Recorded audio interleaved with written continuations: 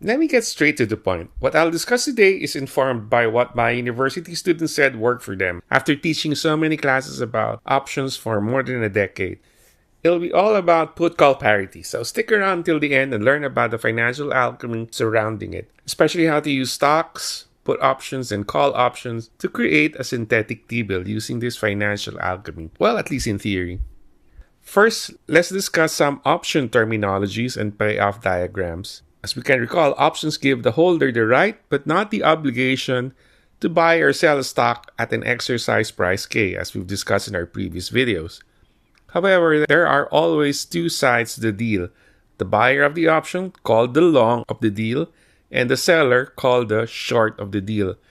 They have very different payoff diagrams, meaning the results at exercise will look different, positive or negative, depending on whether they are long or short. For those long a call, stock prices higher than K give a positive payoff for the long positions, while they go the opposite directions for the payoffs for those who are short the calls. And it's basically a zero-sum game. And the same is true for long versus short the put. As can be seen, those who short the call option have potentially unlimited losses, while the seller of the put option is capped by the zero bound, meaning a stock cannot have a negative price, so the short put has limited losses compared to short calls.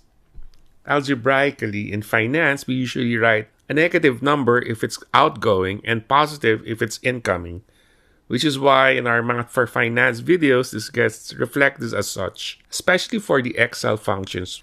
Let's now extend this to options.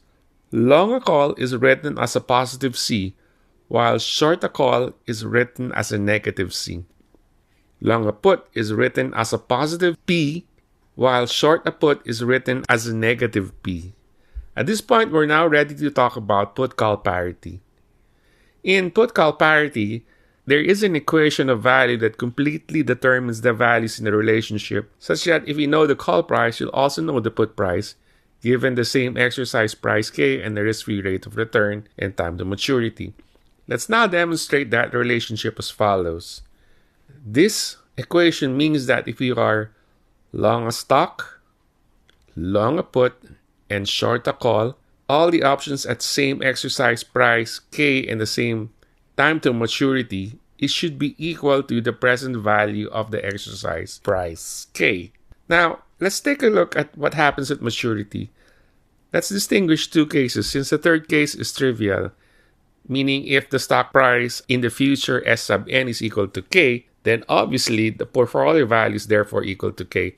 So let's just distinguish the two other cases when the future stock price S sub n is less than K and the future price S sub n is greater than K.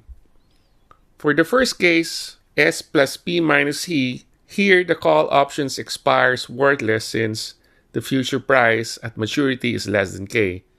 However, since you are long a put and long the stock, you can sell that stock by exercising your put option at K. This means that your portfolio is worth K at maturity.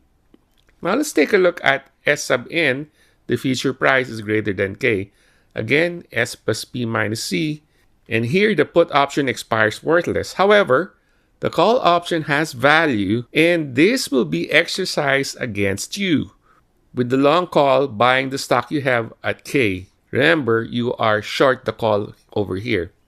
That simply means you have to sell your stock at the exercise price K, and therefore, your portfolio value at maturity is equal to K. Therefore, no matter what happens, the portfolio value at maturity is always K. By no arbitrage arguments, this position is risk-free and is always equal to K. So the value of that future value K must be the present value of K using the risk-free rate of return. And therefore, we have this equation that we showed a while ago, S plus P minus C must be equal to the present value of K. By the way, this is the form of the put-call relationship that my classes remember better, and which I have tended to use therefore as the put-call parity equation, even if some other books show some other permutations of the notations.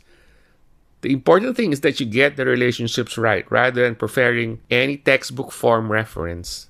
And this particular form of put-call parity is normally discussed as creating a synthetic T-bill, which is why we have that thumbnail, because it replicates a payoff of K at the risk-free rate of return associated with the rates on T-bills using the no arbitrage arguments we discussed a while ago. Now, how to remember things. If you are a Star Trek fan, and I hope you are, just think of Spock, SPCK. S plus P minus C equals K, SPCK. But don't forget the signs. And so that you don't forget the signs, just think of portfolio insurance. If you own a stock and you have a put option on the stock, you have a floor price for your stock at K, and you are ensured that the value will never go below K as long as S and P are positive. So S and P will be positive, which means C must be negative, and then K is always positive. Therefore, you get your SPOC. S plus P minus C equals present value of K. Now here's the interesting part. If we know the call price, you can work backwards and solve for the put price P by using put-call parity. For example, if S plus P minus C equals PV of K, then P must be PV of K plus C minus S. And using our previous example, as we show here, we know that C is equal to 0.1554. Then solving for P using put-call parity, we have this equation which is equal to 4.959.